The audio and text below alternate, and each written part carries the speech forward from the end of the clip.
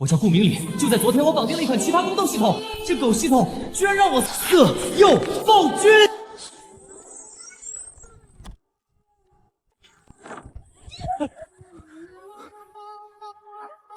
牛马没有节假日，牛马只有加。妹，哥，你也穿越了。等会儿，先说正事。妹啊，这个你得看看。恭喜宿主绑定宫斗系统3.0至尊后宫攻略版。当前攻略终极目标：冷酷暴君大庸皇帝宵夜。当前好感度-300。主线生死任务1：3日之内施展无双魅力，成功爬上暴君的龙床，并让其流连忘返。哥，你是男的？我特妈知道我是男的，可这破系统它没识别对呀！你翻翻你的手，万一你也有这种反人类的东西呢？恭喜宿主绑定败家系统，终极任务：败光贪官爹贪没的所有钱财，奖励兄妹2人共同完成任务即可回到原世界。败家，给你的是败家。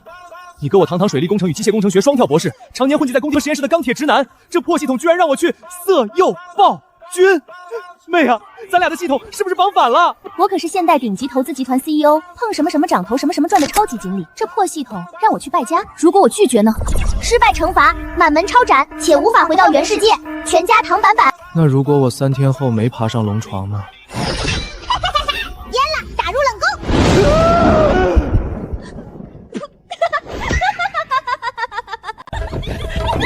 你有没有良心？你哥都要进冷宫当太监，你还笑得出来？哥，冷静，这就是个反向对赌协议。我负责败光钱，你负责拿下暴君，凑齐通关条件，咱俩就能回家了。先查底牌，我这便宜爹到底贪了多少？现有资产8个亿8个亿！我爹是河神转世吗？新手友情提示：3天后，皇家监察院突击暗访，顾德白贪没江州10万两水患赈灾银一事将彻底暴露，顾家满门抄斩。请宿主尽快花掉赃银，提升暴君好感度。月儿、丽儿，我的心肝肉们！哎呦，我的乖宝们！是爹昨晚说漏了嘴，让你们听到监察院要来查账的消息了吧？把心放肚子里。爹在官场摸爬滚打这么多年，江州水患那10万两赈灾银，爹早就连夜转移了，账本做的天衣无缝，钱藏在了一个连狗都找不见的绝密死角。爹就是把钱带进棺材里，也绝不让他们查出一星半点儿，更不会让人砍了你俩这如花似玉的小脑袋瓜。爹呀，你把钱藏的连狗都找不见，我特么3天内怎么花完？天要亡我！爹，您藏的那10万两全是赈灾银子？可不是嘛！爹让人全都用油布裹了3层，撒上防虫的草药，狗来都闻不出来。等风头过了，你们想要什么，爹都给你们买。触发任务：当前可支配资产10万两白银，任务目标4日内全部花光。注意，取之于民，用之于民，直接销毁、丢弃、上交，不计入花费。怎么了？爹，赈灾银子的藏匿地点，详细给我列一份清单，精确到每个点有多少两，怎么取，最好附上路线图。你要清单干什么？花钱。不烫啊，月儿啊！爹冒着掉脑袋的风险，硬生生从赈灾款里扣下来这血汗钱，还不是为了给你攒嫁妆，给你哥打点前程？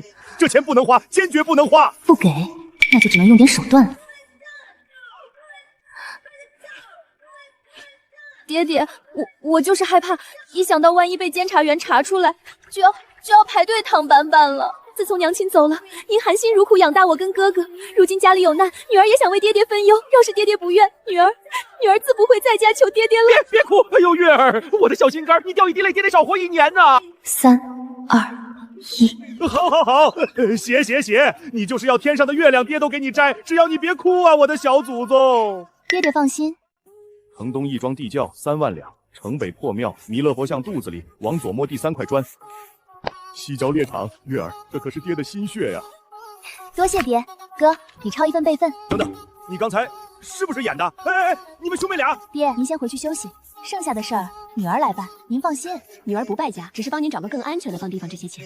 好闺女，不愧是我顾德白的小棉袄。10万两白银分散3地，3天后监察院暗访，我必须在3天内把钱花光，且必须产生实际交易，不能直接扔，也不能自首。所以你需要一个巨大且合理、能快速吞噬大量资金的出口，还不能引起任何人怀疑。没错，哥，江州灾民现在什么情况？江州水患30万两赈灾银，从京都到江州，沿途经过3道关卡，别人是雁过拔毛，咱爹是层层伸手，实际上1两银子都没到灾民手里。现在数千灾民聚集在京都城外，朝廷派了5成兵马会设路障，不让灾民进城。不对劲，当今皇帝不是昏君，这么大的阵仗闹到京都，他会不知道？陛下是故意放出乱局，引蛇出洞。流民受灾生计艰难，正好以这笔银钱正好，既能安置灾民，也刚好把钱粮妥善用出去，倒是两全之策。哥，咱们双管齐下，我去花钱败家，你找准时机，必须尽快爬上暴君的床，顺便想想治理水灾的现代方案，这是我们保住全家向上人头的重磅加码。行，只要能早日回家，别说爬龙床，就算是给皇上表演一段脱衣舞，我也能给他跳出花来。不过你准备怎么安置灾民？很简单，4个字：以工代政。我的好闺女，贴心小棉袄啊，连夜找更安全的钱坑替爹藏银子。顾家发家致富，后继有人了，再去给他包2000两，就当做辛苦费了。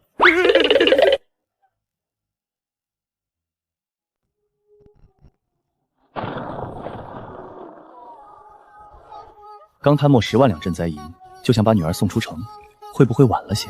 故乡形势滴水不漏，恐怕另有缘由。要不要拿下？无妨，监察院证据已足，时机一到，顾家鸡犬不留。难怪爹听到了风声，没有皇帝暗中安排，谁能护着灾民逃到京城？皇帝这是要收网了。桃枝，去看看灾民里壮劳力多不多。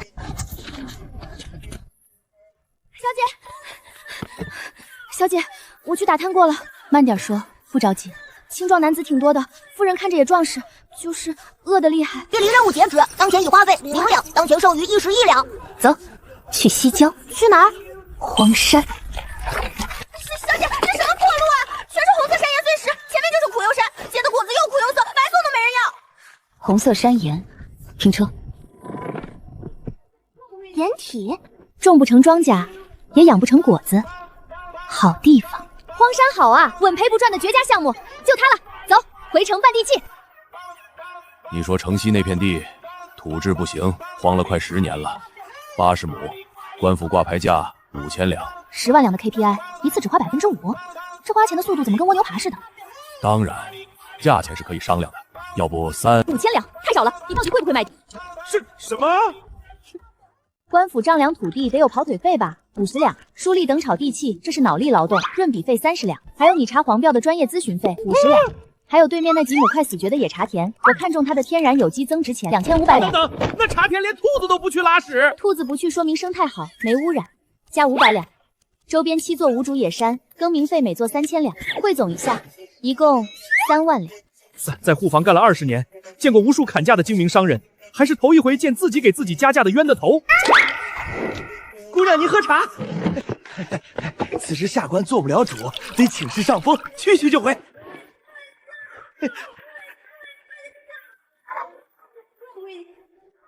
丞相府嫡女顾明月正要花3万两买下城西荒地，她自己加了跑腿费、润笔费、咨询费等各项名目。有意思，头一回听说买家主动给卖家发补贴的，皇兄怎么看？故乡手段，故意高价买地，将赃银分散到官府账面，表面是交易，实则是洗钱。监察院就算查账，纸面上也挑不出毛病。顾德白这老狐狸调教出的女儿也是滴水不漏。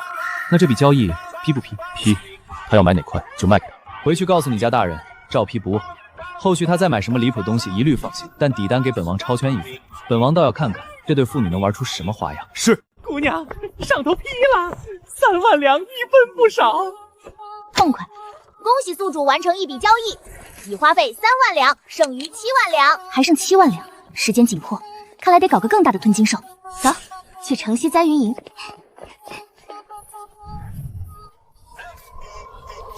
诸位父老乡亲，我普济堂要建大作坊，请大家做工。壮处吏月前5两银，妇人3两，老人孩子2两，包1日3餐，顿顿管饱。逢5加荤菜，入职满月发新衣，满2月家属统一安置，生病免费看诊，每月休假2天，工钱照发。东家，我能干3个人的活，您收了我吧。东家，俺以前卖假古董的，人脉广，口才好，你看。骗子也敢来应聘，招了啊！会卖假古董，说明脑子活。以后安排做采购院，专门负责去市场上高价买东西。东家，你是俺这辈子遇到的第一个欣赏俺的人。哎呦啊！哎呦，对不起，在下十不济是个秀才。你是灾星下凡吧？不是灾星，在下只是运气不太好，前面做工的50家店铺全都黄了。你一个人干倒了50家店？你说你去哪家店，哪家店就赔钱，赔得多吗？挺多的，布庄那次烧了大半条街，赔了3000两。凭一己之力干翻50家店铺，你就是个命运多舛的人才，福星啊！直不记，从今天起，你就是普吉堂荒山事业部的大掌柜，月薪10两。东家，我十不记这条命以后就是您的了。皇兄，顾德白这老狐狸，只怕是用高额工资把赃银化整为零，散尽民间，既安抚了灾民，又洗了银子，端的是滴水不漏。他是着急出手那10万两，等后期钱花光了，灾民知道自己被利用，必生暴乱。朕倒要看看顾家那时如何收场。那咱们是否还要按照原计划动顾家？先吓他们一下，看看还有什么后手。月儿啊，今天买地花了多少？3万两。多少？爹，这叫藏富于民，以退为进。买的是未来市场和增值潜力，日后变现利润翻倍，回头就是6万两了。好闺女，有出息，翻倍。我哥呢？回小姐，大少爷晌中就把自己关在房里了，到现在还没出来，饭也没用。我哥这第一关龙床还没爬呢，该不会又触发新任务了吧？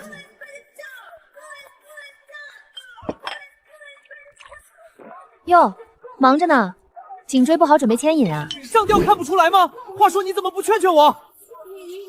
劝什么？反正你还剩最后一天，爬不上龙床也是死，不是先当太监。我今天才发现，皇帝对咱爹对顾家的所有仇恨值全记我一个人头上了。咱爹今天干啥了？又涨了200多仇恨值。爹今天倒是很老实，是不是你惹了什么事儿，让皇帝又不开心了？我？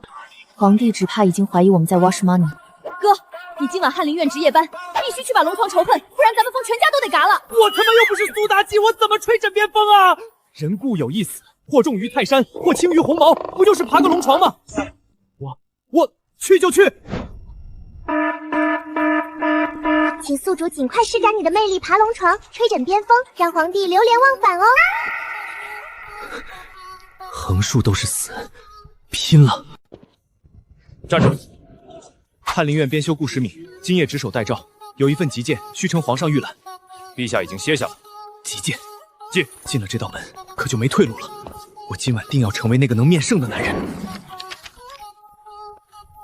什么急件？回陛下，是关于江州水患的。10、9、8，大胆！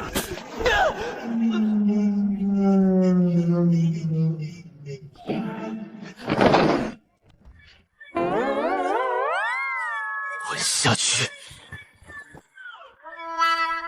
你爬朕的床干什么？朕没有龙阳之好，你最好能给朕编出个理由，否则拖出去杖毙。好险，命算是保住了。陛下，臣昨夜梦见仙人，仙人让臣坐上龙榻，传授您都江堰治水奥义。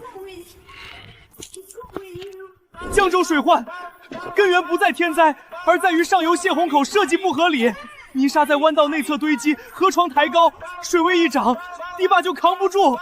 这不是修修补补能解决的事，得从源头改。你一个翰林编出，查江州水文记录做什么？爬床任务达成度30%，剩余进度让其流连忘返，吹枕边风。陛下，想解决江州水患，可在上游设分水鱼子，内江引水，外江排洪，再修飞沙堰，利用弯道环流的螺旋水力，底层泥沙自动排走。去。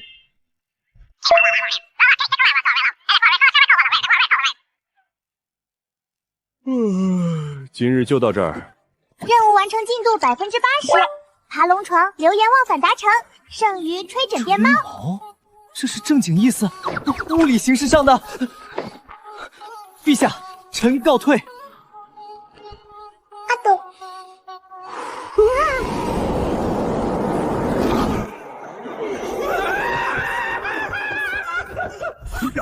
那厮竟敢轻薄于您，杀吗？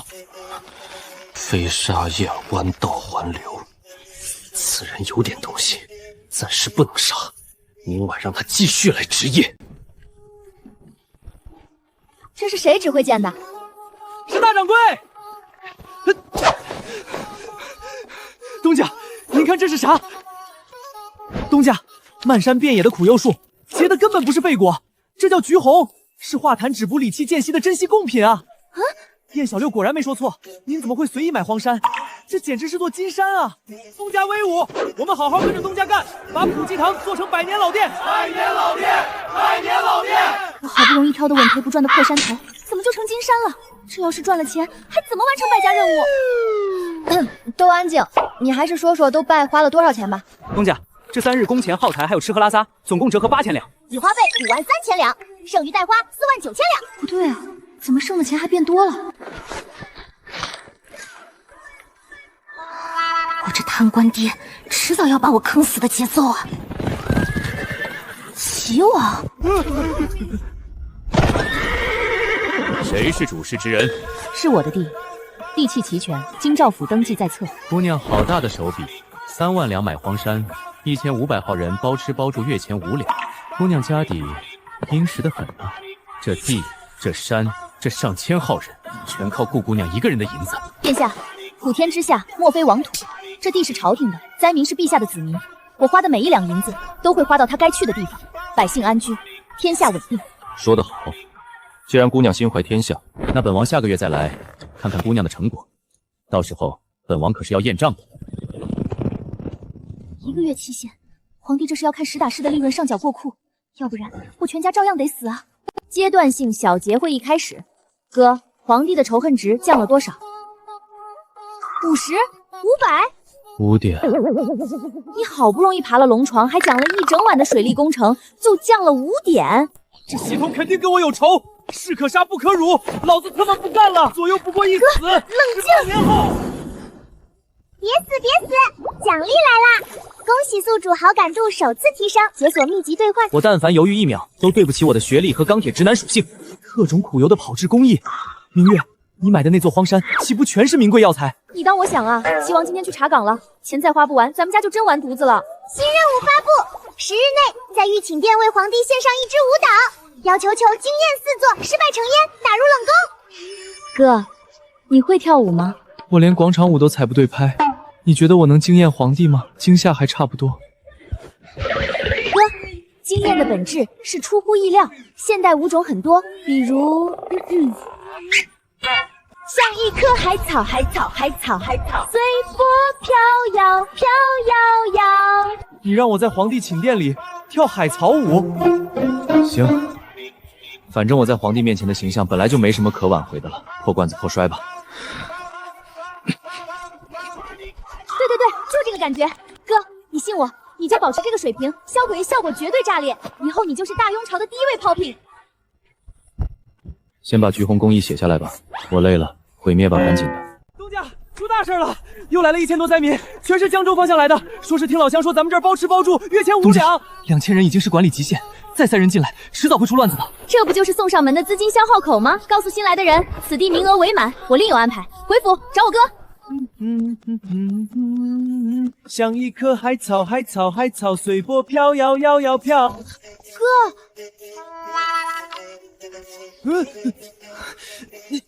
你算了，哥，城西又来了1000多江州灾民，得让他们回乡，还得有活干，有钱赚，能自给自足。你给支招。江州水网密布，低洼滩涂多，种庄稼不行，但养水禽是天然优势，可以养鸭蛋、鸭肉可是畅销品，鸭绒做的冬衣更是千金难求。打住，我们是来亲自去江州实地考察、选址、谈合作、布局产业链，一趟搞定。我陪你去一趟吧，你自己一个小丫头出门，我不放心。你今晚不用进宫？我今天调休，黄娇娇翻我后天的牌子。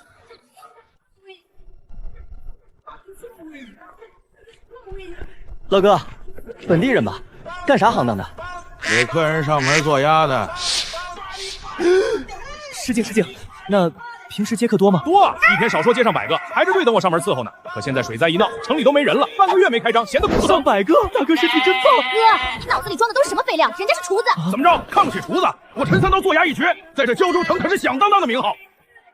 老哥，懂养活鸭吗？当然，我3岁就在鸭圈里摸爬滚打，只是为了肉质紧实，每天赶着鸭子跑好几圈，成本太高，稳赔不赚，才改行做鸭。稳赔不赚，我就需要你这样的人才。这铺子我盘了，你就是普济堂江州家禽事业部大掌柜，我要你带着江州百姓们养鸭子。东家，从今以后，我老陈就是您最忠诚的鸭司令。发钱了，发钱啦！诸位江州的父老乡亲，只要加入我溥仪堂签契约养鸭，每户先发1两银子，无息贷款，鸭苗免费发，长成了我们按最高价回收了。白给银子还白管有鸭苗，真是活菩萨！我欠，人家让我来处理。东家整整3万多户啊！恭喜宿主达成首项败家任务，4天内花完10万两赃银，奖励查阅未来头条新闻机会乘以1。10万两，4天，花钱也是一门艺术啊。系统查看未来头条。大雍2年夏，京都爆发未知呼吸道传染病，死伤无数。又向顾德白贪墨药材专款，致百姓横死，龙颜震怒，误事一族满门抄斩。我操！高筑百姓变异流感，在古代这是灭顶之灾啊！哥，回去我就量产橘红镇咳散，再加紧加点造口罩。你今晚必须去给皇帝跳舞，最好把江州治水的差事要下来，这可是咱家保命的关键。月儿、李儿，听说你们去江州谈生意了，真是出息了啊！路上累不累？饿不饿？爹让厨房留了你们爱吃的桂花糕。爹，您有话直说。乖女儿好大儿，爹今日发大财了！工部做账漏洞百出，爹随便拨弄了一下，又进账了江州治水的专款。你俩1人1万，随便霍霍，剩下的爹存着。江州治水专款？对呀，10万两呢，你爹厉害吧？警告：检测到宿主家庭间新增巨额赃款，触发限时任务，请在1个月内合理合法败光10万两赃款。任务失败惩罚满门抄斩。我败家的速度根本赶不上我爹贪污的速度。爹，你这是嫌我们死得不够快啊！爹，跟我去个地方。闺女，你该不会又在打爹银库的主意吧？爹，女儿想赚钱给您养老，银子搁在库房里不会下载，让钱生钱才叫真正的财富。女儿好，还是女儿好啊！月儿，这就是你说的金山？绿化倒是不错。爹，走，近距离感受一下商机。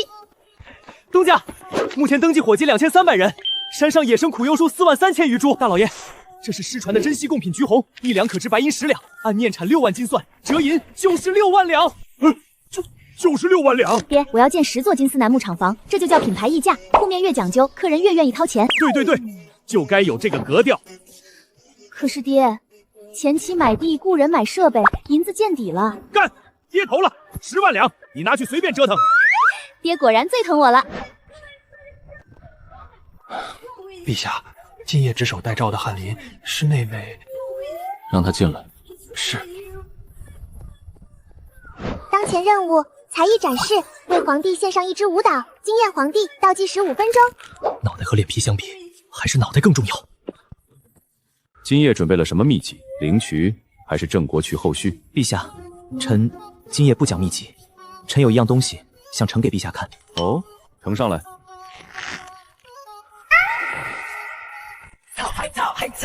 海草，随波摇摇，漂亮。海草，浪花里舞蹈，管海草，管它好歹。停！朕到底是造了什么孽？顾鞭子，你最好又是得了仙人指点。恭喜宿主完成本次任务，好感度+5，获得奖励兑换秘籍+1。回陛下正是仙人指点，仙人让臣展示水中海草的运动形态，引出之道，顺势而为，不可强力对抗。陛下，臣自请带领工部前往江州，实地治理水患。你一个翰林边京，请旨治水。臣虽官职卑微，但分水鱼嘴的选址、飞沙堰的高度、保宫口的宽度，臣心中皆有定数。这工程离了臣，谁都做不成。朕准了，即日起升顾明礼为工部借调员外郎，领江州水利督造使，拨进人300。臣领旨。皇帝的仇恨值终于降了，江州治水的差事也拿下来了。看来海草舞威力不小，我哥魅力无穷。我是直男。对了，你跳舞的奖励领了没？差点忘了。恭喜宿主完成才艺展示任务，请从以下3项中选择1项兑换。A. 回眸含情初阶眼神教程。B. 侍寝香薰调配指南安神助眠篇。C. 智能导航地图。这破系统是不是专门来羞辱我的？兑换成功，已获得智能导航地图。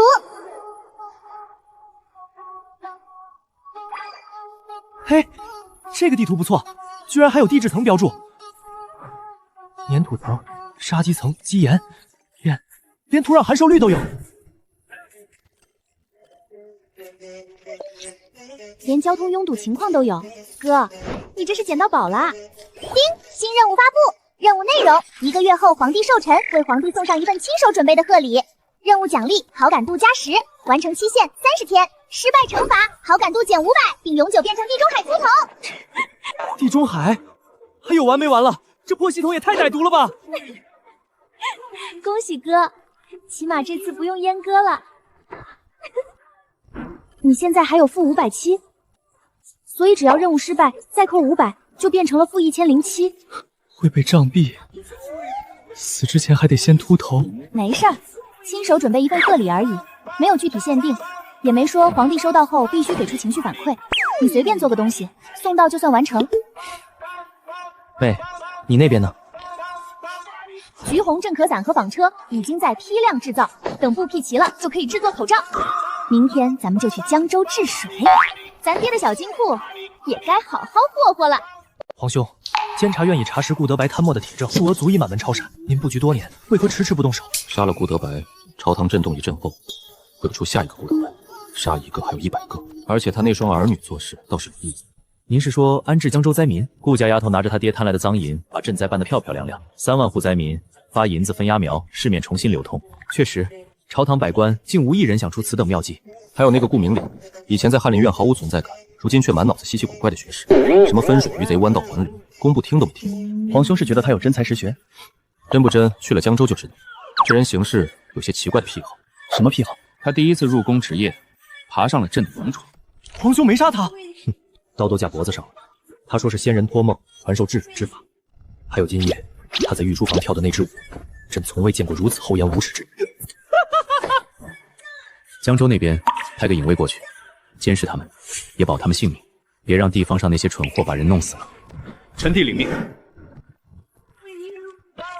哥，没拿到银子。朝廷下拨30万两，咱爹先贪了10万，剩下户部扣了3万，说是调拨损耗。8万两。工部扣了4万，说是器械折旧预提。江州知府最狠，直接结了5万，理由是地方行政协调费。就这么点钱，材料、人工、运输，随便哪个环节掐一下，整个工程就得停摆。而且我立了军令状，钱不够，工程烂尾，最后背锅的只有我。哥，你先去看册，钱的事我来想办法。陶之，去买纸墨笔砚。是。你要写什么？家书。咱爹这个丞相定然不是摆设。再说了，谁搞钱能有咱爹厉害？老爷，是小姐从江州送来的急信。陶之说，小姐是哭着写的。我的乖女儿，这是受了多大委屈？好啊，一个个的吃相敢比我难看，还敢欺负我的新渣渣！老爷，天还没亮，更衣，穿朝服，进宫！谁敢断我儿女的财路，老子就断他的生路！顾大人，实在是衙中事务繁杂，未能及时前来迎接，罪过罪过。顾大人，先前拨付的治水专款，因衙门账目交接出了些纰漏，下官今日特地清算过了，12万两，一文不少，请顾大人清点。何大人，昨天我去衙门，您手下的师爷说地方行政协调费是定例，概不退还。哎呦，您看看，真是大水冲了龙王庙，下面人不懂事，下官已经训斥过了。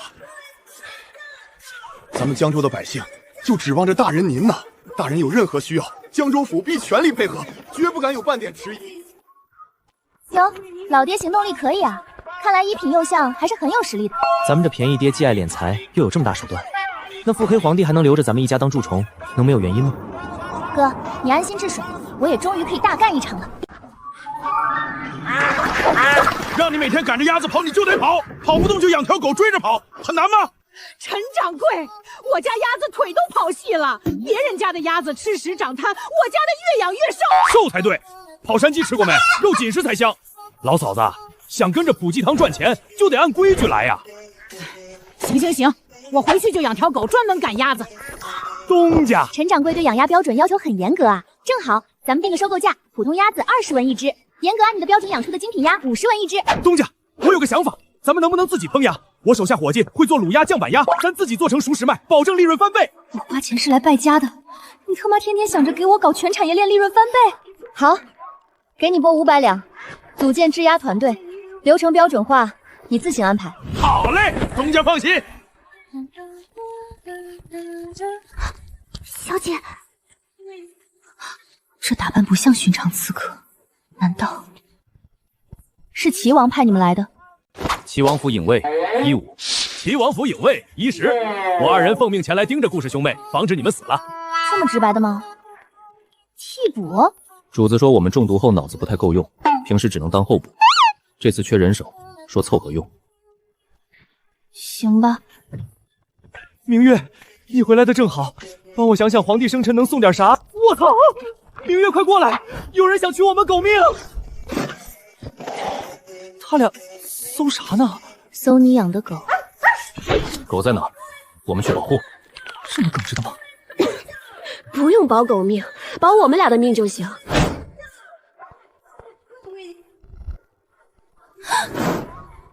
伊王，你总瞪着我干嘛？主子的命令，让我死死盯着你，少看一眼都是属下的失职。人形监控，还是带人脸识别的，绝了！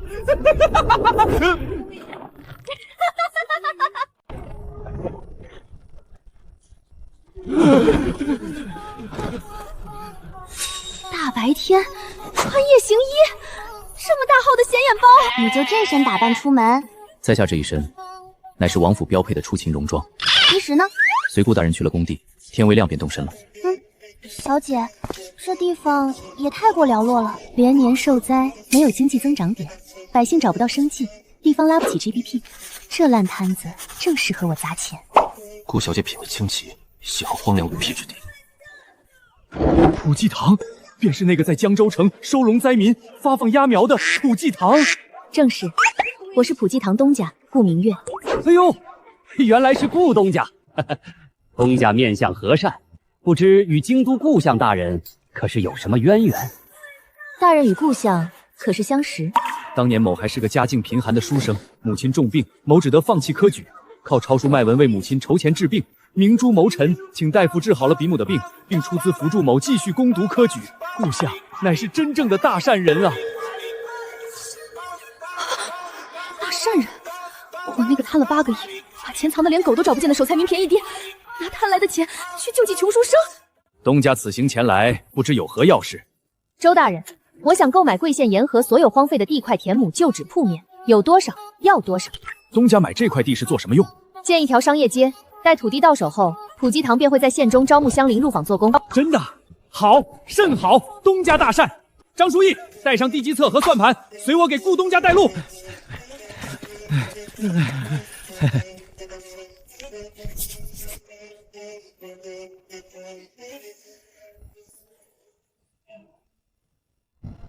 周大人，这片地我全要了。全要？好，好，好！张书立，快，就在这儿算。顾小姐，合计14500两。评个零头，15000两。成交。小姐挥金如土，大肆购买荒地，只为打发她空虚机智的闺中生活，可悲。剩余任务时间5天，任务余额68000两白银，旁边还有白鹤、柳桥2个县，再加上石不济和燕小六拼命霍霍，这笔钱总算能花完了。普济堂目前已知编制，倒霉秀才1个，穷书生1个，小偷1个。小姐眼光令人费解。恭喜宿主完成阶段性任务，1个月内花完12万两银，获得奖励，查看未来头条1次。我操，好大的瓜！薛仁绝不能死，哥，只能靠你在万寿宴上搞事了。只要你保证那位全程不吃不喝，这局就能破。我连皇帝的面都不一定能见着，怎么保证他不吃不喝？我有个办法，哥，你这次送完寿以后，肯定会得到一个奖励，按照你系统以往的调性。打住！特玛是直男，而且黄娇娇也是，你该不会是想让我去勾引他？哥，救人一命胜造7级浮屠，这可是10万人的性命。行，你给我豁出去了，行了吧？当前宫斗任务，亲手制作一份生辰礼送给皇帝。任务剩余时间3天。你们俩在王府待的时间长，说说皇帝喜欢什么？陛下什么都不缺。小姐，我知道送画，王爷经常给陛下送画，陛下每次就要看好几天，看着看着就入神了，连奏折都忘了批。画画，这个我会，我还得过奖呢。什么奖？我怎么不知道？向阳幼儿园未来之星奖，不行吗？这事你不用操心了，作画是我的特长，手到擒来。这水患也治得差不多了，你赶紧洗洗睡吧，明天回京。算了，反正他只是个不起眼的小七品编修，皇帝一定不会看的。阿弥陀佛。顾大人，真是个痴情又可怜的男人。明离啊，你这次在江州干得漂亮，陛下怎么说的来着？都造使尽忠职守，朕甚慰。哈哈哈，都那帮老牛票，这回不服气也不行了。哈哈哈哈，拿着，一人2万。爹，你哪来的钱？今早下面的人孝敬的，加起来有5万两呢。监察院的眼线遍布京都，皇帝想要我顾家的脑袋，只看心情好坏。我这位便宜亲爹还在兴致勃勃地往自己脖子上套绳子呢。爹，这钱以后别再收了。禀告，检测到宿主企图泄露系统任务，违者判定任务失败，全家堂版本。爹，我在江州的时候求了个签，说您今年财多压身，不利福寿。爹，您身子骨比什么都重要，所以您新得的银钱还是都放在我这里保管吧。好，好，好，我女儿长大了，知道心疼爹了。剩下的1万两，你拿去。任务资金5万两白银，任务剩余时间10天。5万两不是问题，问题是我爹的小金库里还趴着8个亿呢，这么一点点的往外掏，什么时候是个头？翰林院编修顾明礼恭贺圣万藩寿。什么贺礼？在下的亲笔画作。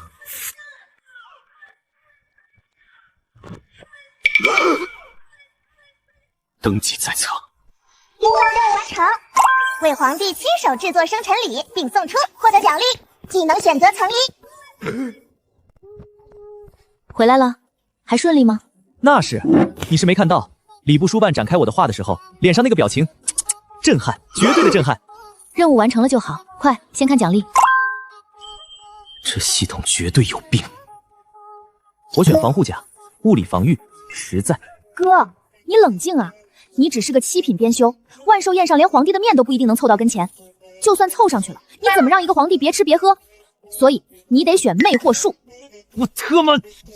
哥，薛仁要是死了，11防控3论就没了，2个月后疫病爆发，10万人啊！恭喜宿主获得技能，预祝宿主争得圣宠，共度良宵。滚！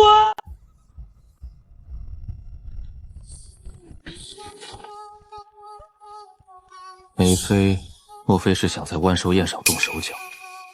得让皇兄提前防备。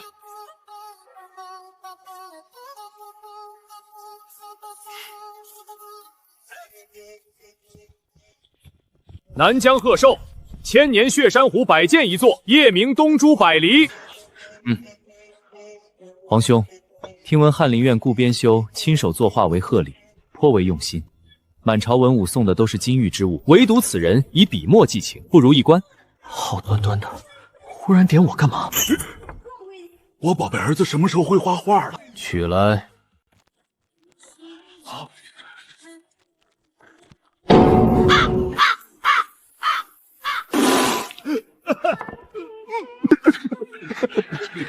顾编修，上来，你来解释一下此画作。回陛下，此画名为《万马奔腾图》。马在哪儿？奔腾过去。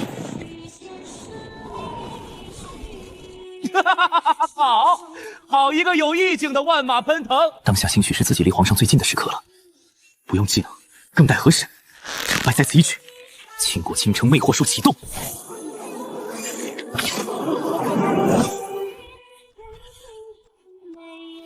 顾编修，你这幅画倒也别致。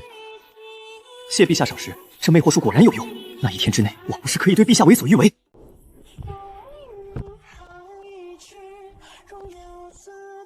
臣妾酿制了3年的桃花醉，愿陛下龙体安泰，福寿绵长。来了来了，关键剧情它来了！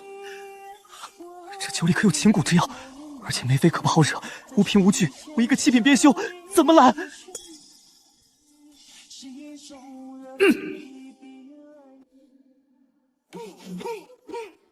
无双眼甲，全欲放甲手中杀，张口欲长生这也太好笑了吧！粉眼皮角个家，便欲来安坐下，不敢沾染过前茶，只做凡人不学月风华。翩翩为什么在万寿宴上给陛下唱这种调调的曲？争宠吗？顾编修嗓子不错，朕今日兴致不在酒上，这酒先搁着吧。是，臣妾遵旨。连陛下都如此欣赏，我好大儿出息了啊！娘娘，这怎么办？急什么？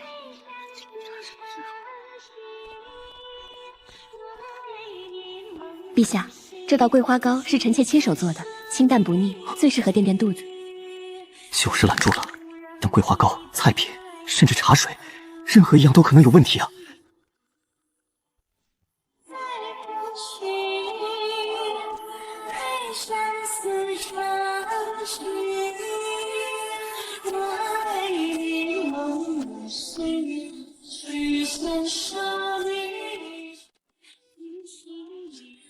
陛下，朕晚间用了些点心，也恰到不饿，撤了吧。陛下，撤掉。可恶，这该死的顾边生，难道是只蓝狐狸精不成？陛下，臣妾在寒芳殿备了一份特别的寿礼，只适合陛下一人独赏。今晚可否移驾寒芳殿？我靠，直接开始物理勾引了！皇帝要是跟他去了物理寒芳宴，秦谷还不得当场中奖？不行，得把皇帝今晚的时间抢过来。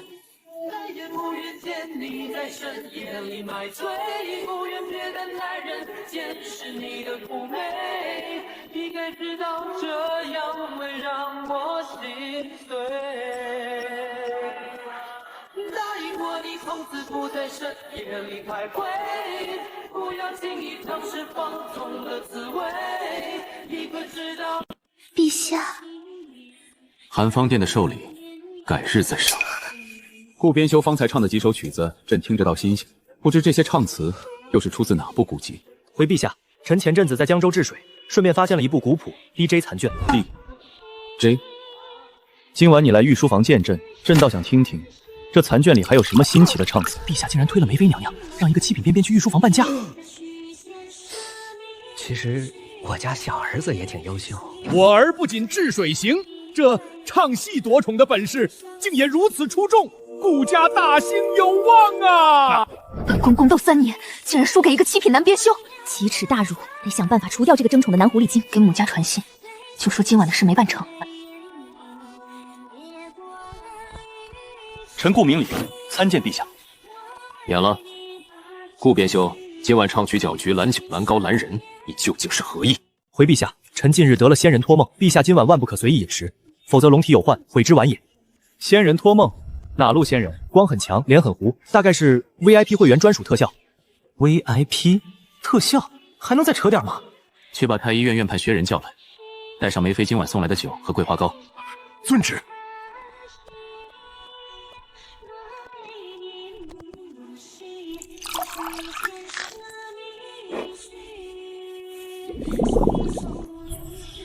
陛下，这是蛊毒引子。什么蛊？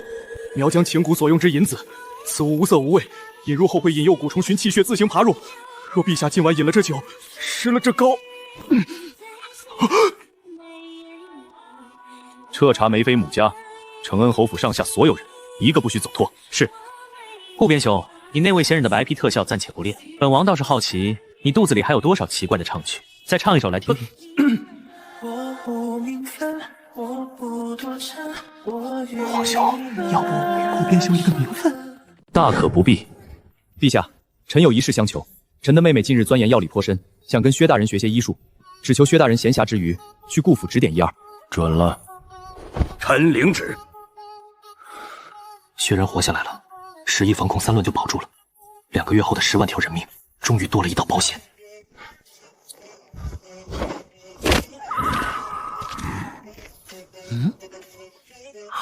府里人走路不会飞，不是府里的。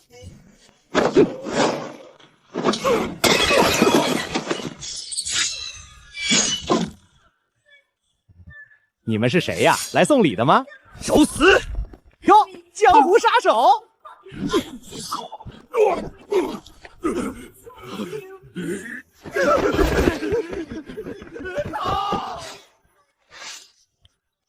功夫不太行啊。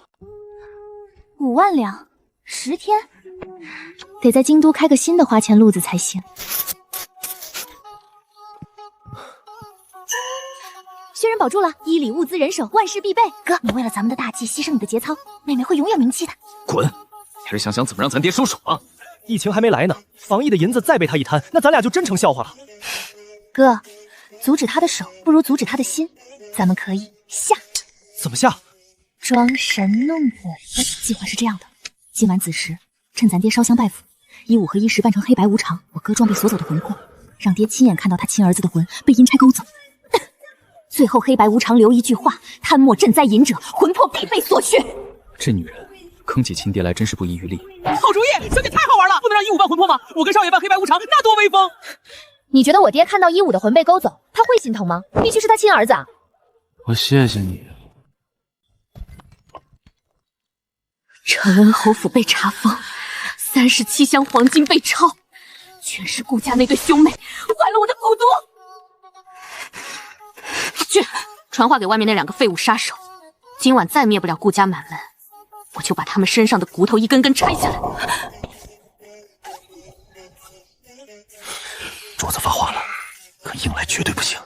顾府里那个穿黑衣的小子武功太邪门了，咱俩联手连他一招都接不住，得想别的法子。有了，我这2天观察过了，顾家那个老头子每天晚上睡前都要在书房烧香拜布，足足拜1个时辰。他信鬼神信到骨子里了，咱们不如半夜扮成黑白无伤进他书房，把他活活吓死。妙啊，不见血，仵作也验不出来。就算再碰见那黑衣小子，他总不能把鬼当刺客拦吧？就这么定了。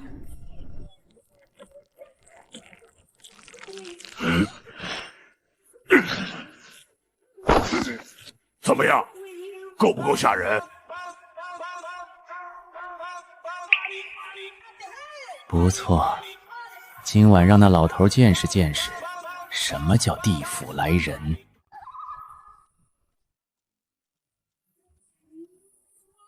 财神爷爷、城隍老爷保佑，保佑老臣的闺女和儿子平平安安，保佑皇帝不要总盯着我脑袋。要是实在保不住脑袋，保住家产也行啊。老爷，夜深了，该歇了。不急，再拜3炷香。桃枝，含住，吹，一定要把气氛拉满。您若实在害怕，就哭。好吓人！公子，您都披头散发这样了，还是难掩姿色啊！开始行动。等等，有人！墙上2个人，回清宫。大半夜的，谁这么无聊？那2个人影跟15、10一模一样，这是遇到真的黑白无常了。真正的黑白无常，原来长这样！地府来收我了！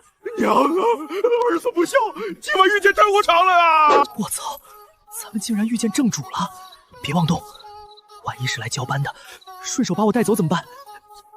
那个，2位也值班呐？2位好走。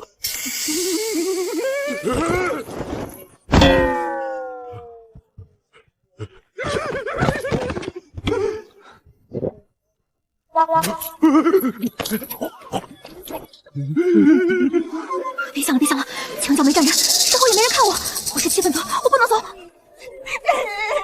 姐，好吓人！这是真的还是假的？那个4位大人，你们不是上有差事？对，我们也忙，那就上路吧。对，大家都还有任务，走了。太他妈吓人了！走，去书房办正事。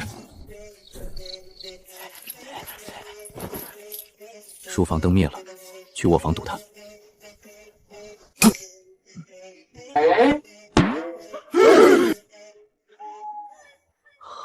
好巧！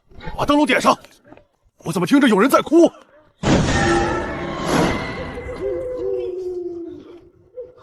去看看，是不是有人？好。老爷，不好了！后花园闹鬼了，2个女鬼，一个眼睛冒绿光啃手，一个满脸血泪，太吓人了！胡说八道！甭管什么鬼，先回屋再说。该咱们出场了，上！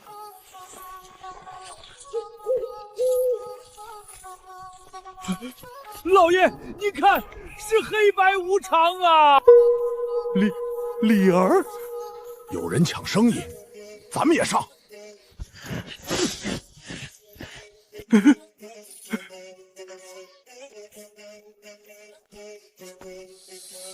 四个，阴间也是轮班制的。老爷，跑吧！不行，你们不能带走他。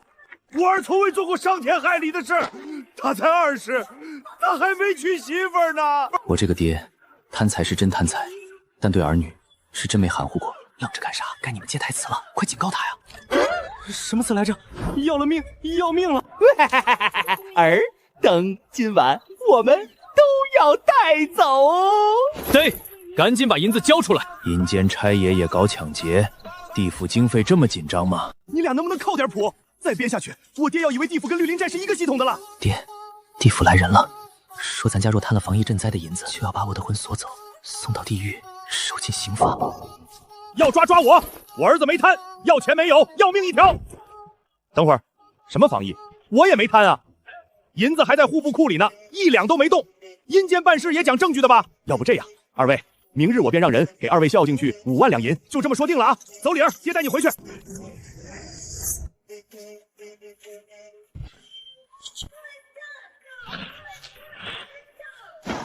动手！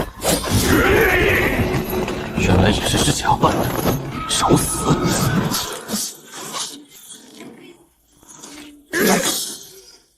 前院有路你不走，死了你闯进来！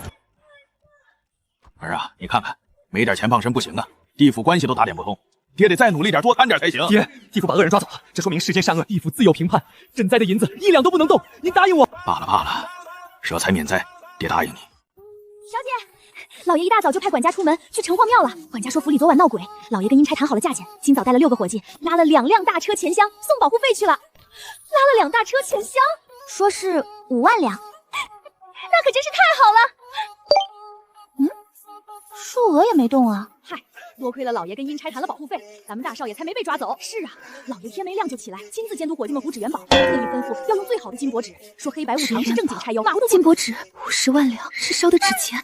温馨提示：冥币、纸钱、纸扎元宝等非实体货币不计入赃银消耗，请宿主不要痴心妄想。我爹果然是花小钱办大事的祖宗，还是老老实实建我的一堂吧。小姐，这位是主子给您配的师爷陆清河，以后您花钱他跟着记。陆某见过顾东家，王爷吩咐东家若需账房帮手，尽管差遣。好家伙，我的阴阳账本还没开工，集团的审计就直接空降了。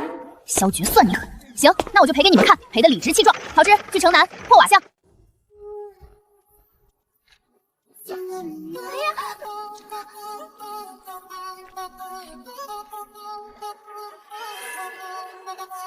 一堂专门施粥赠药，收容无医老老。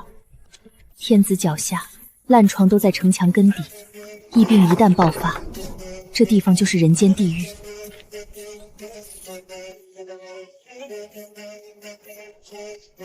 砖是老砖，地基没泡水，就这儿了。前院搭棚做药膳，后院隔出库房，若水质过关，就再好不过。陶之，去请衙人算账过气。东家，陆某直言，这破瓦巷连条像样的路都没有，在这儿开铺子，您是不打算赚钱了？这老家伙是想问我是不是准备销赃吧？陆先生，你只看到了表面。你看这巷子的走向，东南入，西北出，水口收在坤位，坤为地，为母，厚德载物啊。再看这铺子，门开正南，背靠北墙，南属离卦，离为火，火生土，土生金。这叫火入火地，借火炼药的上上格局。未来10年，此地若无木属性镇压，京都必有大灾。东家还会占卜看卦？略懂。信口胡诌谁不会？只要能把钱花出去，我就是大雍第一风水大师。这位小姐，这铺面原先是个油铺，老板跑路抵债了，房东是外城地主，300两，只卖不租。总算有个贵点的了。可以，过气。东家，霍月像3年前最后一笔交易是巷尾杂货铺2间半，92两。今年行情跌了2折，3间铺子带后院最多130两。我巴不得他再加200两呢，你这样我还怎么完成任务？成，130两，过气。东家，在下认识几个做泥瓦活计的老师傅，手艺扎实，价格公道，还请东家将修整之事交于在下来办，材料和人工在下也一并安排，必能帮东家剩下一大笔。那就有劳先生了。东家客气。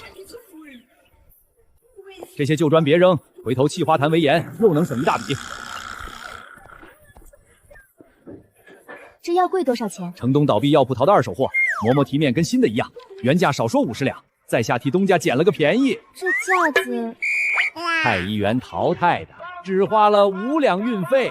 这废弃床铺改的，总共120文。先生真会过日子啊！先生，那我请几个人来帮忙，没问题吧？正常之事，自然没。东家，600个杂工，一天工钱加伙食都要40两，1个月就是1200两，这药铺还赚得回来吗？放心，船到桥头自然直嘛。黄芪3万斤，板蓝根5万斤，苍瑶2万斤，全是治疫病的方子。东家，您这是要办个京都城熬药吗？陆先生忘了，囤药镇风水，旺财位。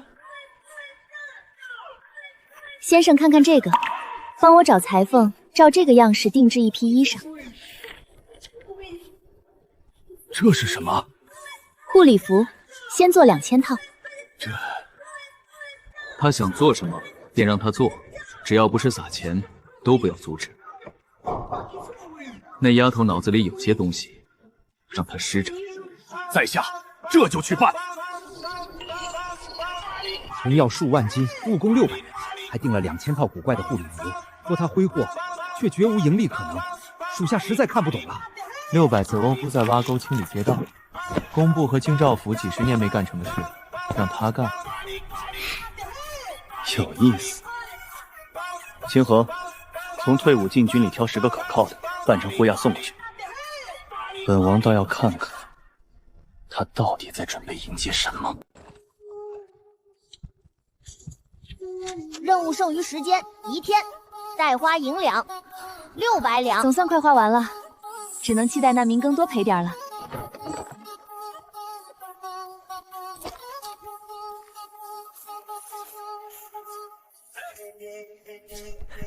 东家，您可算来了。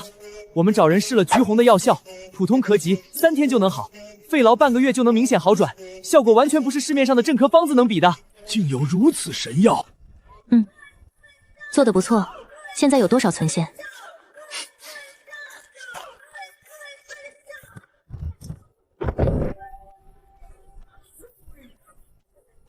3万斤，不错，细水长流，只要不赚钱就……东家，像这样的货量，后面还有满满4大仓库。你说多少？5个大仓库，总共15万斤。我走之前日产量不到300斤，1个月怎么做到15万斤？东家待大家好，伙计们拿着那么高的工钱，自然干劲十足。晚上闲来无事，程喜自发去继续加工了。 谁让你们内卷的？真的不必如此啊！东家大善，请问这橘红定价多少？哎，东家您是不知道，市面上已经有医馆出2两金求购了。多亏了我们东家眼落开阔，堪称商界奇才。跟着东家，我们就等着过好日子吧。大事不妙，照这样下去要赚大钱了。食不进，在。你这个月干得不错，所以我打算给你一个更重要的差事，你去破瓦巷接管橘红药堂。东家。 您让我去做店铺大掌柜，你做事认真，新品上市，由你去做掌柜最合适。时不干，实现你真正价值的时候到了，好好干。小六这样的人才更适合带大团队。这样，江州红、橘红使营业部就交给你来管理。技术干销售，东家这赚钱方式绝了。东家这样安排必有深派，属下照办。这是最后600两，去找窑口定制2万个竹筒杯，把药按配方煎好，装进竹筒杯，拿到手就能喝。 本次任务完成，5万两银已清零，奖励发放中，未来头条乘以1已囤住。走，回城。系统，打开未来信息。苗疆古尸，上回万寿宴为梅妃提供情蛊的那个老头。梅妃感染，皇帝已接近崩溃边缘，宫中人心惶惶。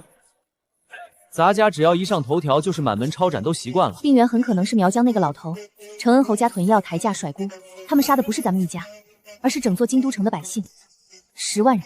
那个苗疆老头必须尽快处理，但我们没有办法直接去恩侯府查找人，得借刀。借谁的刀？齐王。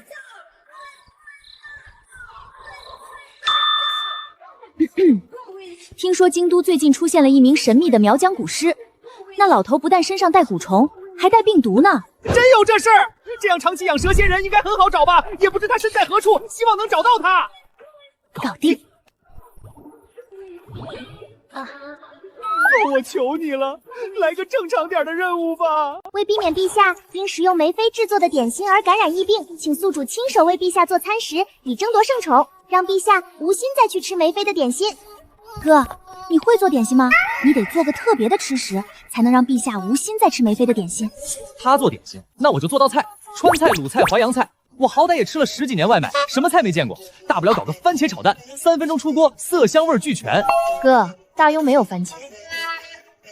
那做拔丝地瓜？没有地瓜。红烧排骨？没有酱油。这个时代到底有什么？有面、醋、盐、羊肉、豆腐、姜，差不多就这些常用的了。就这，宫斗也太难了。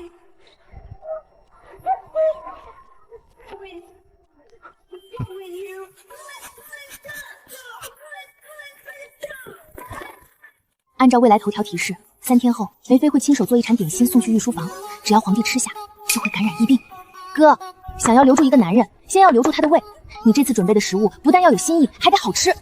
你可是正儿八经的要跟后宫那群嫔妃去抢皇帝，咱风华正茂，必须得争口气。我不想争这口气，不过我好像找到突破口了。顾大人，今日见陛下说话千万谨慎些。这几日暑气蒸人，陛下心情烦躁，连着好几日茶饭不思了。依老夫看，是陛下最近太过勤政，久坐生育，气血不畅。您的意思是，陛下是病了，而是缺少活动？正是此理。哥，照你这么说，若是让陛下吃现涮现吃的热腾腾火锅呢？完全可行。红锅清汤打底，棒骨熬高汤，配上新鲜菌蔬高鱼肉嫩豆腐，氛围感和新鲜感直接拉满。皇帝天天吃冷盘温菜，肯定没见过这种野蛮吃饭。火锅的灵魂在于蘸料，现炒现磨的芝麻酱，加上蒜泥、葱花、香油、陈醋，一口蘸满麻酱的羊肉送进嘴里，谁能停得下来？点子是好，但御膳房咱们进不去，就算端上去了，等太监用银针试毒走完程序，牛骨汤早凉透结油皮了，还涮个批的肉啊。既然宫里规矩多吃不了，那就把皇帝忽悠出宫吃火锅。我要设计一套深浸式寻宝游戏，在宫城内外设置层层线索，每解开一段谜题就获得一页上古残卷，勾着皇上一路走到终点。终点在哪儿？咱家正好收集完残卷，顺便吃一顿热气腾腾的铜锅涮肉。靠谱。哥，你有残卷吗？萧炎腹黑多疑，普通东西入不了他的眼。系统，你能不能去商城帮我兑换一本让皇帝欲罢不能的书？跑腿费扣除好险度10点，成交。兑换成功，让皇帝欲罢不能的古籍残卷已发放。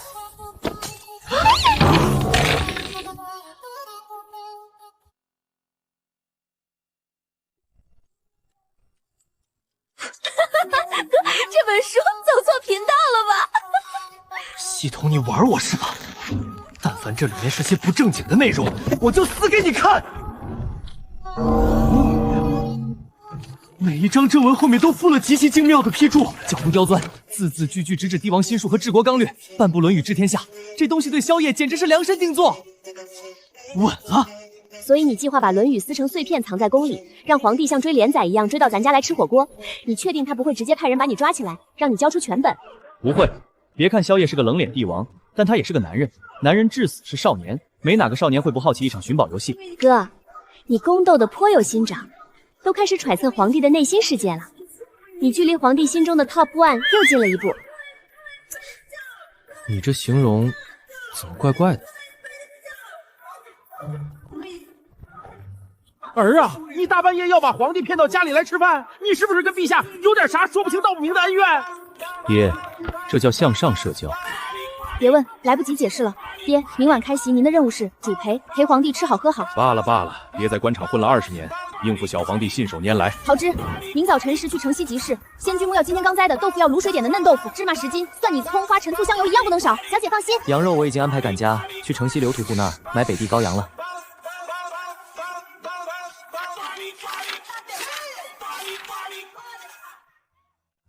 二位兄弟，宫里太医说陛下久坐伤身，急需活动筋骨，在下设计了一套沉浸式游戏方案，需要二位帮忙，提前潜入宫中，将物品藏到各个指定地点。什么游戏？怎么玩？顾大人如此惦记，莫非是看上陛下了？只是陪同陛下体验民间游戏，没有其他意思。哼，口是心非，这事需要请示主子。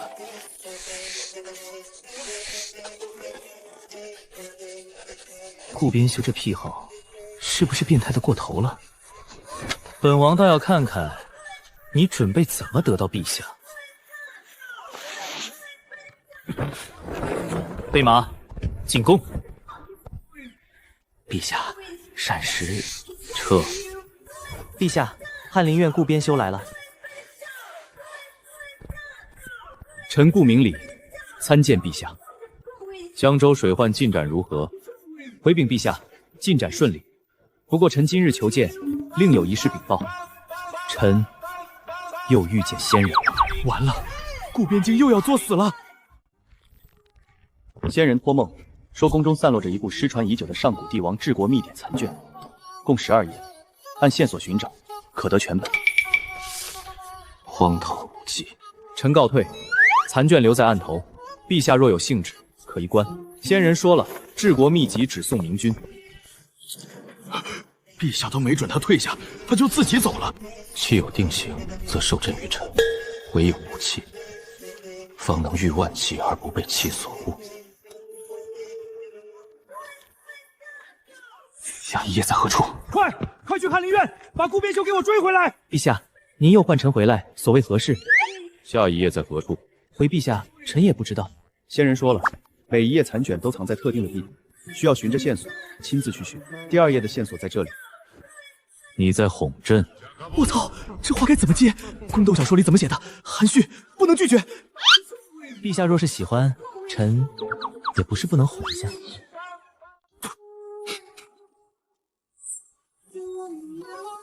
顾边修胆子不小，陛下过誉了，臣只是有些率真。仙人说，此等上古秘典唯明君可得，须以诚心亲寻。若是派人代寻，纸页上的字就会消失。行，今儿就当散散步。顾边修有点东西。王爷想多了，臣除了学识，其实也没有太多东西。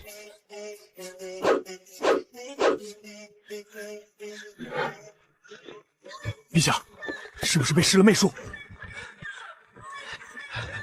是不是媚术不知道，但陛下明显龙心大悦，顾边修的身份怕是不能再以常理来论了。此2夜不在宫中，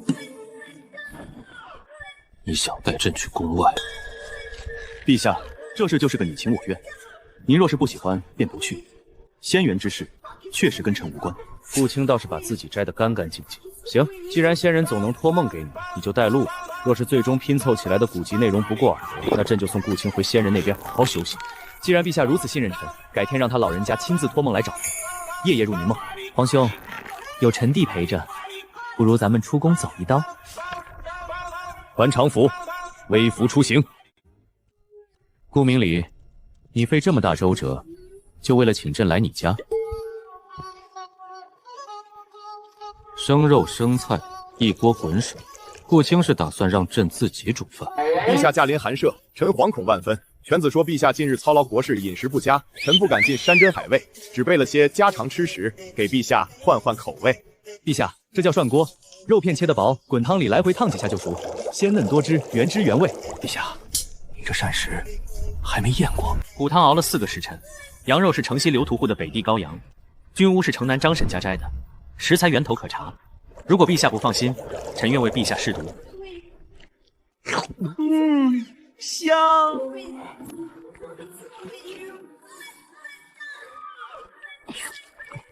这顾边境真是开了眼了，竟敢如此调戏皇上。行了，不用尝了，陛下，吃啊！这不长眼的东西，也不知道伺候一下。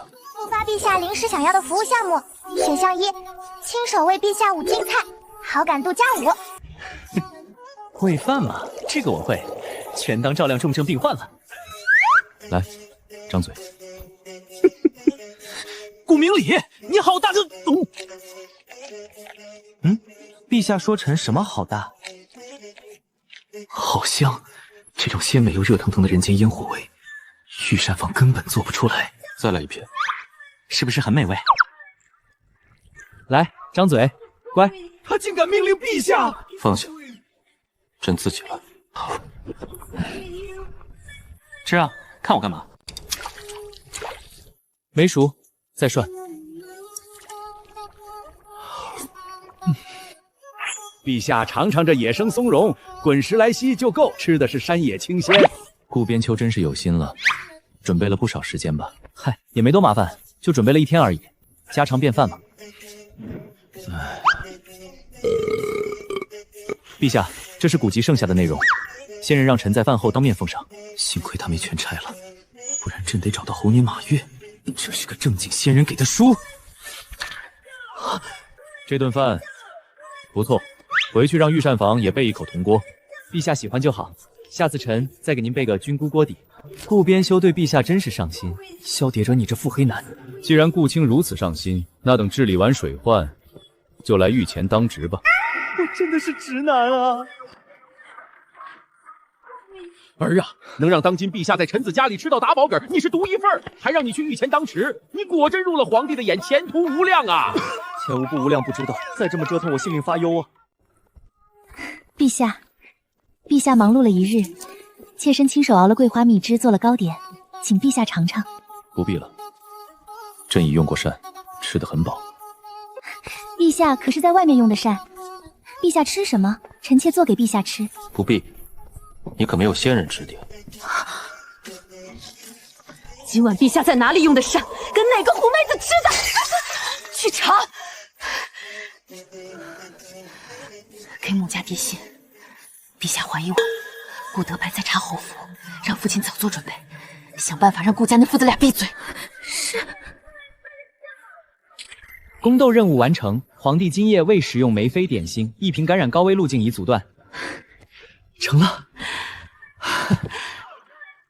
奖励发放中，系统匹配最优解，应急物资84小赌液配方已存入。是84消毒液，次氯酸钠，广布杀菌，这可是一瓶防控的大杀器，比石灰水强10倍。原材料氯化钠矿脉，需宿主亲自寻找，别人无法代劳。这画幅真眼熟。唉，小满一过，疫病必报，原材料必须尽快拿到。哥，等明天见了薛太医，我就去找矿，你陪我。目标在这儿，但卡在3家山寨的交界地带，只怕山匪的大寨，那到时候咱们多带些银两傍身，万一遇到歹人，破财消灾嘛。你确定要带巨款去山匪窝？当然，正事要紧，我不入地狱，谁入地狱？师傅，好好的药铺，选个连马车都进不去的犄角旮旯，一看就没啥经验。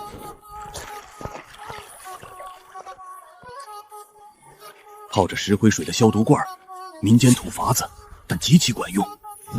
这顾家小姐到底是什么人？师傅，这药铺有点意思。您是薛大人吧？在下陆清河，东家在后院呢，我带您过去。这人算账是把好手，这铺子藏龙卧虎啊！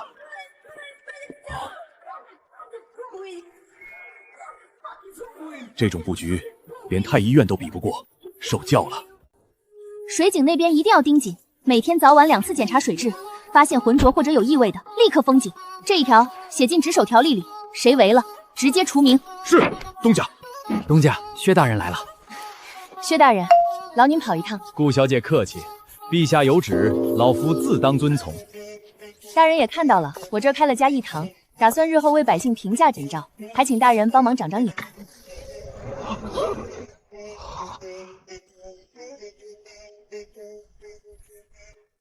顾小姐，老夫有一事想问，您是在预防失忆吗？大人，我这开的是义堂，自然要备一些清热解毒的药材。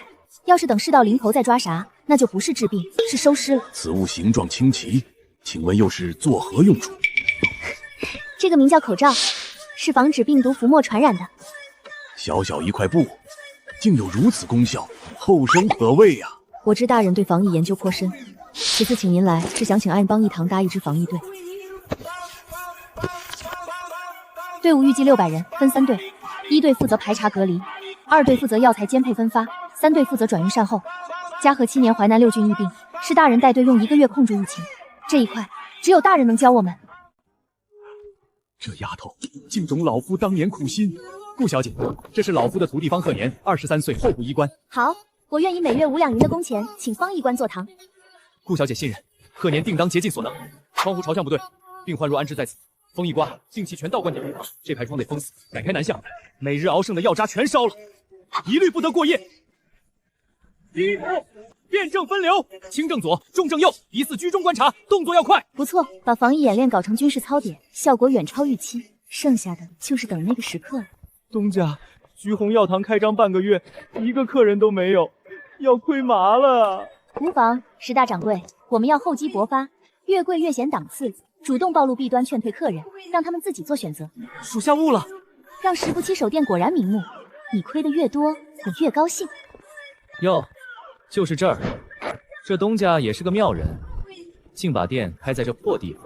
我就说嘛，这鸟不拉屎的地方谁来买药？你非要来看？越贵越显档次，主动暴露弊端，劝退客人。2位公子，我家货太昂贵了，2位未必买得起，我劝2位还是早些离开吧。我操，石不济不愧是干倒50家铺子的男人，这败家天赋浑然天成啊！刚刚说什么？嘿，你竟敢瞧不起小爷我！买不起就滚。 2位公子可有咳疾？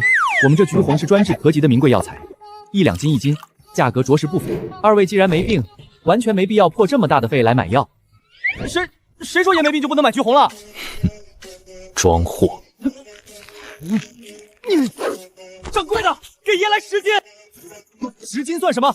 给爷来20斤、30斤、40斤、30斤，那就1人50斤。伙计搬药，2位贵客，1人50斤，快！ 2个卧龙凤雏，不是你们花钱这么随便的吗？小娘子，只有1两金1斤的名贵药材才配给我郑家用。就是，我们药堂从来不进平价货。2位公子说回去是药效，若当真神奇，就带朋友来批量购买，我们要发财了。加价，给我狠狠的加价！4两、8两、12两！这帮有钱人是不是脑子有坑？橘红都炒到20两斤了，他们还抢着买。好消息，薛神医和方医官免费义诊，橘红一炮打响，彻底卖疯了。好消息，得知京城火爆，江州分部士气高涨，燕小六带头加班订单，已排到明年开窗，净利润97000两。我爹受贿的那点银子，还没这个零头多，造孽呀！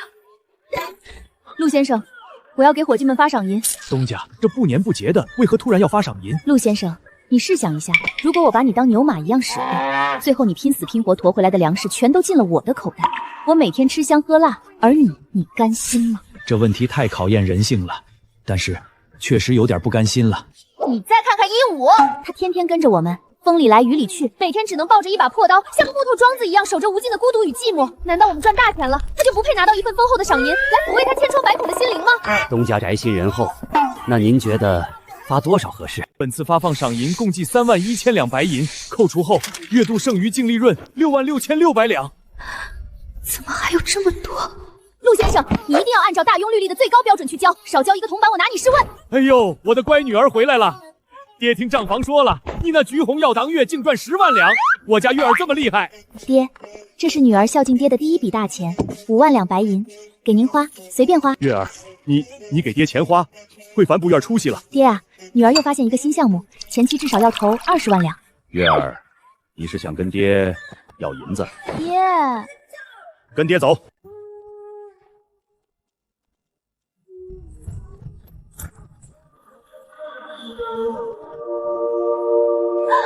20万两你自己拿，这里只是爹藏的一部分银子，像这样规模的银库，爹还有20多个呢。新任务已发布，任务目标2个月内花完21万两白银，失败惩罚满门抄斩。下个月就是京都一平全面爆发的节点，这劫矿业我哪有空闲出去找烧钱的项目？不行，这土匪窝必须得去，银子带的越多越好。公子，我们今天去哪儿啊？咱们今天进山，去找条矿脉。公子，这个糕饼好吃。一时别忘了规矩，人要活得通透，不要自己卷自己，没苦硬吃。顾边修斯是看上了一时，想卷着硬吃。进山有2条路，北坡绕远但平坦，南谷近但路况差，而且要穿过第1座山寨外围，被标了高风险。走南谷？你认真的？赶时间嘛。这条路怎么越走越安静？一时，怎么了？林间有人埋伏，5人加5人，还有5人。你直接说15人不行吗？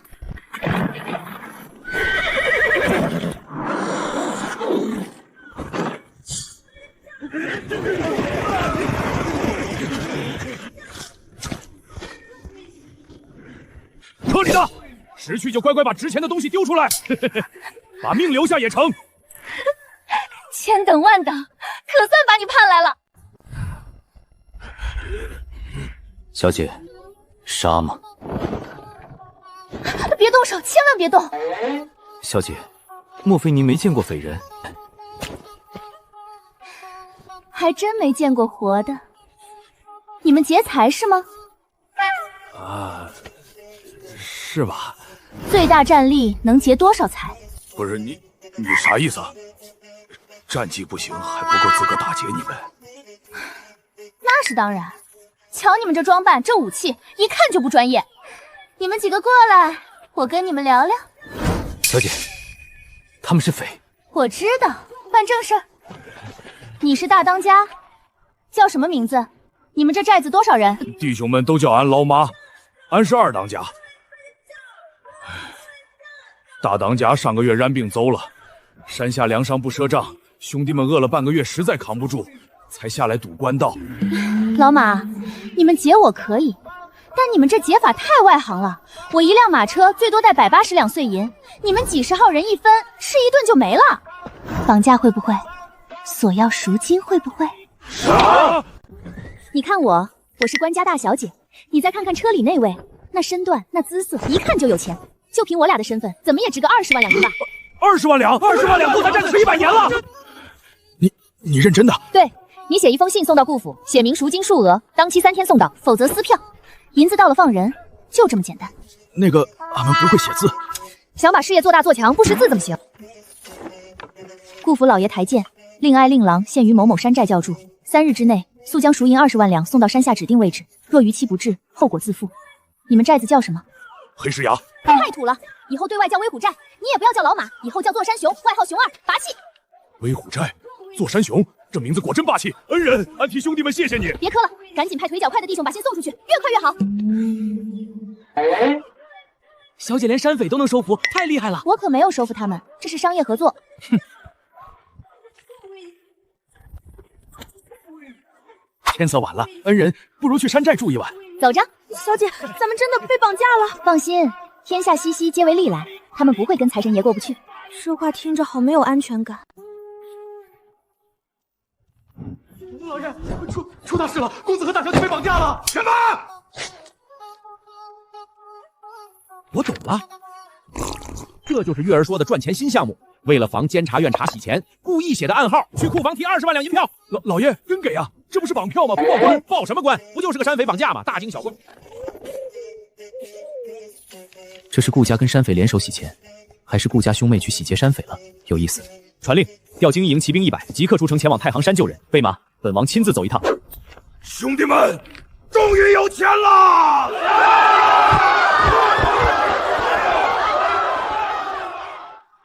消耗库存20万两白银，任务余额1万两白银，太好了，终于有人肯替我花钱了。小姐，山下来人了。我爹的人？不是军队，约100余起，打的是京畿营的旗号。京畿营，齐王的地盘，萧诀亲自来了。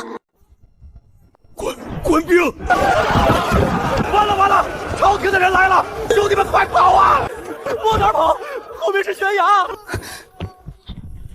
齐王亲自来，肯定猜到这20万两的来路了。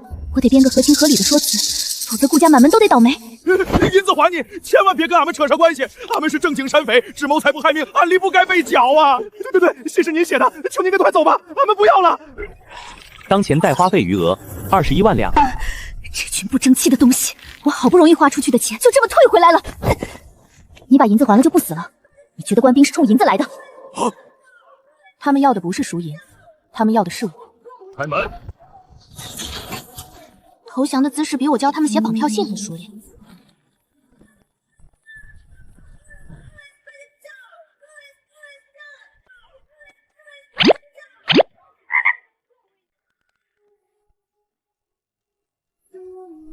顾东家，王爷，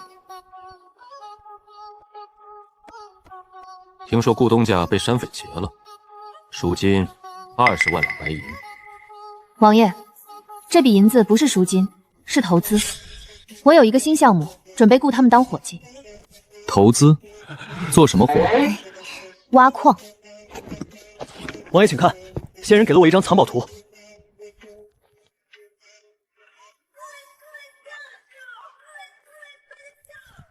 王爷，这里有一种特殊的矿石，可提炼制成消毒水，下力是石灰水的10倍以上。开采矿泉搭加设备需要大量人手，这些人常年在山里讨生活，熟悉地形，能吃苦，我才雇他们做工，发工钱。好，雇110个伙计需要20万两银，那自然是用不上了。那顾东家剩下的钱准备做什么？我是想让他们收过路费，正规化。俗话说，要想富，先修路。我要在此处修一条路，一条奔小康的高速马路。原本70里地跑4个时辰，在高速马路上只需1个半时辰，平坦通畅，只准马车上路，且不准慢于一炷香10里地。路修成后，利润我们跟官府1人1半。高速马路奔小康，没听过啊。开药堂建议堂上山找矿，现在还要修高速马路，这丫头的脑子转得比朝堂上那帮大臣有章法的多。你说雇他们，但他们真归是匪，本王带兵过呢，不可能视而不见。王爷，他们本就是个收过路费的，怎么就成了匪人？俺们就是一群收过路费的。谁准他们收过路费了？官府同意了吗？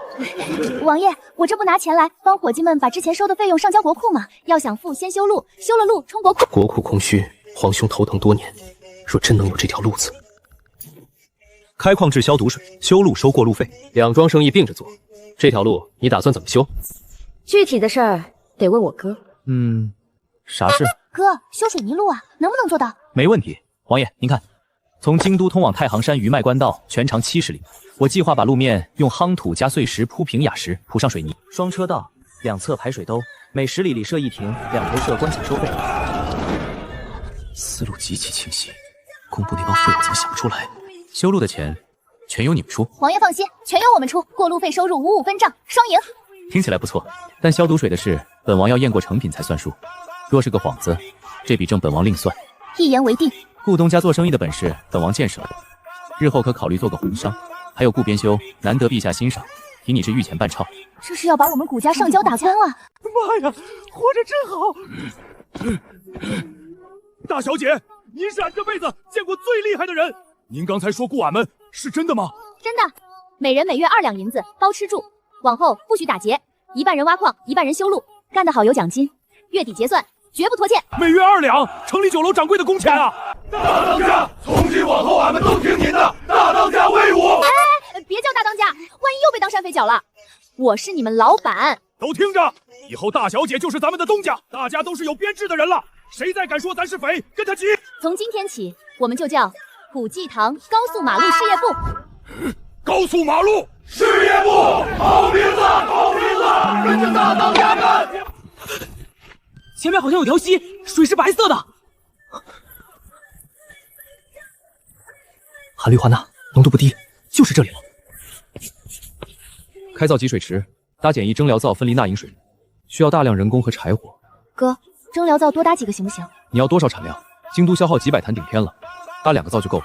那就搭4个。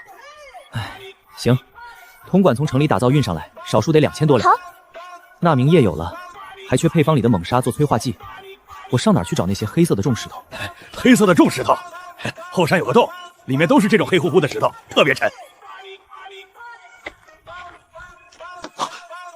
还真是猛杀，激活了！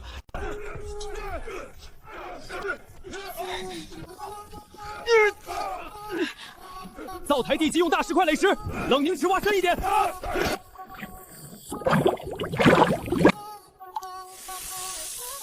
达标了，明天开始灶台全部投产，目标每天100堂，优先送200坛回古都给齐王验货。公子文武双全啊！他是文人，搬一块石头喘3口气，算不上我。那就是文文双全。小姐10天就花了快才1万两，继续花，别心疼银子，银子生不出小银子来。小姐，药堂那边来人了，说是方大夫派来的。京都城内及周边数县，咳疾患者骤增，高热不退，咳血，此非寻常疾病，请东家速回定夺。任务节点到了，疫病爆发了。桃枝，收拾东西，回京都。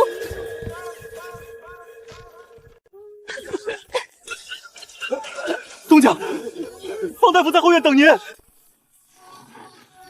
回来了，8天前开始的。高热、干咳、咳血、气短，传染性极强，伙计已经倒了2个。时不急，从今天起，前堂后院所有人必须戴口罩，不戴不许进驿堂的门。这不是普通的咳灾，是疫病。你之前囤那么多药，就是在等今天。薛太医，皇上的安全是重中之重，先保住宫里的人，其次才是全城布防。好，老夫这就回宫禀告陛下。当务之急，就看薛仁能不能得到皇帝启用了。这场硬仗开始了。薛院判，陛下正在议事，非急务不得打扰。急务有多急？耽搁1个时辰，京都可能死1万人。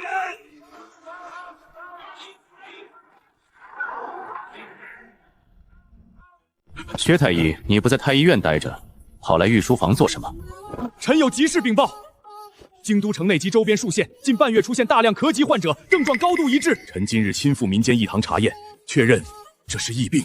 你确定？臣确定。臣20年前曾在淮南平疫，这番病患的脉象与症状与淮南疫情极为相似。皇兄，陈伟正要说的是，也跟这个有关。监察院在城西找到了那个苗疆古尸，但找到时那人已经死了，死因是严重的咳疾。死者口鼻处有大量干涸的黑色血渍，肺部可能已经完全溃烂。你是说这场疫病是这个苗疆人带进来的？苗疆多瘴气疫症，古时携带蛊毒意图对陛下不利，蛊毒未得手，他身上的疫瓶却散发开了。前朝末年京疫大疫，3个月死了12万人，流民四起，王朝根基动摇，这绝不能重蹈覆辙。薛仁，疫病之事，你打算如何应对？臣斗胆，先请陛下及宫中诸位进士佩戴此物。此物名为口罩，以多层梳棉絮织成，内衬药草夹层，可阻隔飞沫，防止疫气入体。哪来的？是顾相家大小姐的纺织工坊所制。顾相，顾德白的女儿。正是。皇兄，顾家那个丫头前阵子在城南开驿堂，囤了几万斤防疫药材，雇了整条街的平民成立防疫队。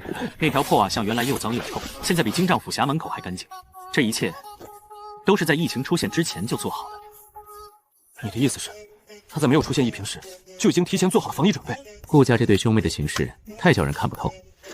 顾明礼在万寿宴上拦了梅妃3次，查出情蛊。现在顾明月又提前备了全套防疫物资，说巧合，未免也太巧了些。顾德白和悉尼20年养出的一对儿女却如此妖孽。薛仁，臣在。朕即刻任命你为此次防疫总管。太医院听你调度，京兆府、武城兵马关、顺天府全力配合。臣领旨。顾家丫头驿堂里的那支防疫队，你熟不熟？熟。那套分区隔离的章程是臣帮着定的，600人训练了半个多月，令行正练，好用得很。传旨，正用。顾家兄妹真是天上派来的贵人，若无他们早做准备，今夜皇宫便是惶恐不眠夜。陛下当机立断，老夫定不负圣望。事态紧急，立刻跑步送到顾老家手里，全城布防。是。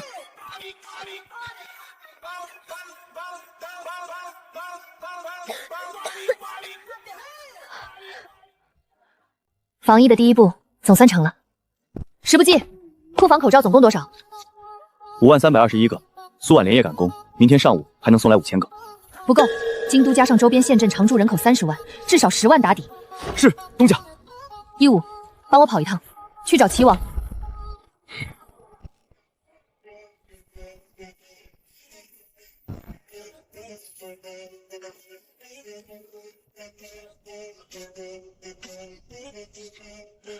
东家大善。薛太医，一堂的隔离区分为3级：轻症区、疑似观察区、重症区。每区之间用石灰线隔开，人员绝对不许串区，违令者直接赶出去。后院目前收治了47名患者，其中重症8人，昨夜新增3人。新增速度在加快，所以我们没时间磨蹭。口罩到了多少？苏婉那边连夜赶工，今天50前还能再送来3000，够用几天？看怎么用。如果免费发，最多3天就没了，后面的产能跟不上，断了档反而麻烦。这确实是个棘手的问题。所以不免费发，1文钱1个，以太医院的名义出售。疫病当为，卖口罩，这传出去，岂不是要被百姓戳脊梁骨？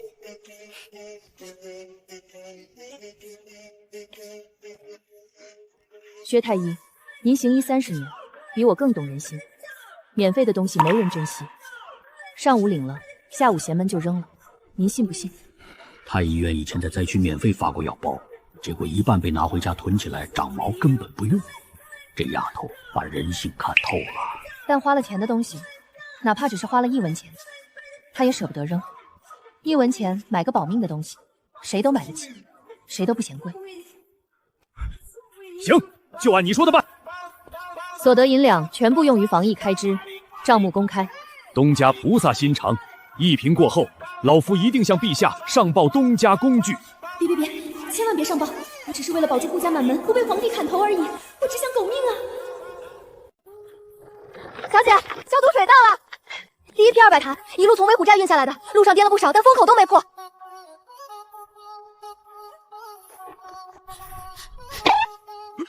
这就是你说的消毒水？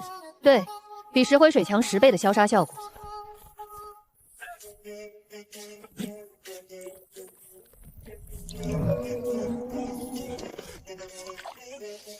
好东西，神药啊！但光靠我们自己喷洒，覆盖不了全城。小姐，主子回信。京域营的兵已经调好了，200堂消毒水分成4组，配合官兵沿4城主街和各坊巷喷洒，重点区域是水井、公厕、菜市和人流密集的坊门口。丫头，你这脑子要是投胎成男子，怕是要当宰相。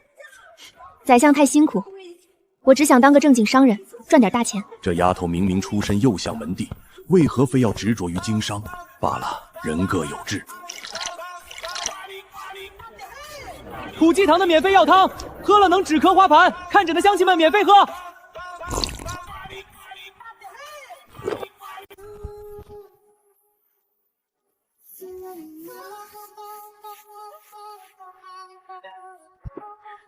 下一个，若不是顾家这对兄妹提前准备，如今的京都城绝不会是现在这副尚且安稳的样子。顾明月，你到底藏着多少惊喜？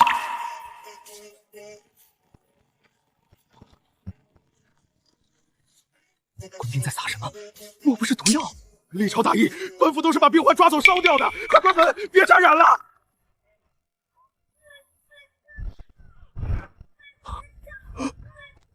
是普济堂，是那个城南一堂的东西，能杀义气的，大家别怕。排好队，1文钱1个，每人限购10个。听说了吗？太医院薛院判亲自坐镇城南，用的就是这普济堂的口罩，1文钱就能保命。真的假的？1文钱这么便宜？骗你是狗！你看那些巡逻的军爷和一堂的伙计，人手1个，谁都没染上疫病。这可是保命的宝贝，1文钱买的，可不能弄脏了。方鹤年开的这预防药，苦的能把人送走，坚决不喝。小姐，方大夫说了，必须喝。一武，你真是个尽职的催命鬼！小姐，出事了！几个百姓不知从哪里搬来了一块大木牌，立在咱们一堂门外了。木牌写了什么？菩萨救世，灾厄全消。手脚麻利点。咱们就是菩萨座下的童子，绝不能夺了普济堂的威名。是，掌柜的。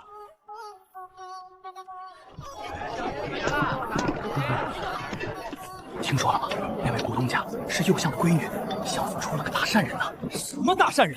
那是菩萨转世，1文钱一个的口罩，人家是倒贴钱卖的。我表姐在纺织坊干活，亲口说的。我家隔壁老张头在一堂治了3天，就活蹦乱跳了。回来就在家里供了个牌位，上面写着普济堂顾东家长生位。让他把那个牌位撤了，我还活着用不上长生位。东家，不光老张头一家，整条破瓦巷家家户户都供上了，而且什么？他们没有只供您一人，顾相和大少爷也整整齐齐的被供上了。大可不必啊，我们家还在努力苟命，怎么就在市井间整整齐齐了升天了？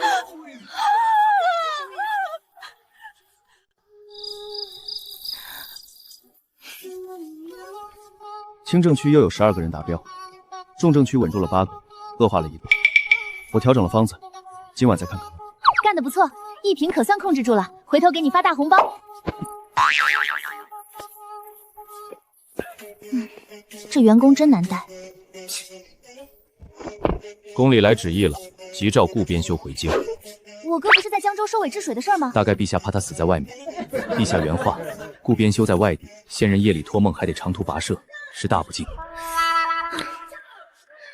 宵夜这理由找的，别说朝臣，仙人听了都得愣一下。我哥离皇帝心里的 top one 又近了一步。顾边修墨研的不错，力道均衡，浓淡适宜，比上一个伺候笔墨的小太监强多了。多谢刘公公夸奖，拿我跟小太监比，我真是受宠若惊啊。听说江州那边变化很大，是吗？没听说。好多富商跑去江州，你那堤坝修完之后，沿江两岸热闹的很，还有人写的诗，传的满京都都是。您怎么这么爱听诗？恃宠而骄，顾边不这是恃宠而骄啊！堤坝是很气派，还有你妹妹修的那条什么高速马路，听说那修路方法是你教授的？那法子不是臣想出来的，那是一斌已经托梦到梦传授的。承恩侯府也可以收网了。朕想过几日微服出巡，去江州转转，你随行。是。承恩侯通敌叛国，贪墨军饷，私通南疆部族，主犯斩首，从犯流放。美妃勾结苗疆蛊毒，刺杀忠良，剥夺封号，移送宗人府。陛下饶命！朝廷拨了20万两防疫赈灾银，但负责人是咱爹。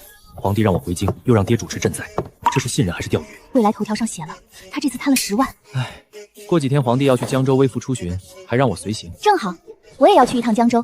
我在江州铺了一大摊子，得去看看。2个月内花完20万两。未来头条查阅权限1，10日后，皇帝例行微服出巡，游历江州桃花源时，陪家提前设局。皇帝繁州桃花源水域，一名世家小姐意外落水，被皇帝随行侍卫所救。该女子以家宴之名邀皇帝于酒中下药，借腹中皇嗣入宫，成为陪家暗棋。裴家女入宫3个月后，联合御史台以圈地离财之罪名揭发咱爹，顾相下狱，顾府抄家。